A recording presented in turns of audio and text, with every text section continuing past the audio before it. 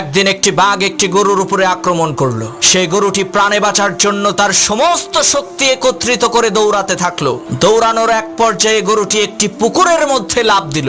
ঘটনাক্রমে সেই পুকুরের মধ্যে কোনো পানি ছিল না, শুধু ছিল কাদা। এদিকে গরুর পেছন পেছন বাঘটিও সেই পুকুরের মধ্যে ঝাঁপ দিল। এতে করে গরু এবং বাঘ দুইজনেই পুকুরের কাদার মধ্যে গলা পর্যন্ত আটকে গেল। তখন বাঘ রাগান্বিত কণ্ঠে গরুকে বলে উঠলো, ওই হারামজাদা, তুই আর লাফ দেওয়ার জায়গা পাইলি না?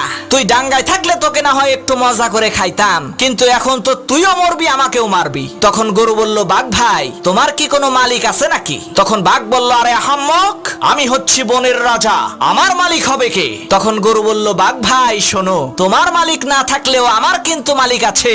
সন্ধ্যাবেলায় আমার মালিক আমাকে এখান থেকে উদ্ধার করে নিয়ে যাবে, আর লোকজন জড়ো করে আনন্দ উল্লাস করতে করতে তোমাকে পিটিয়ে মারবে।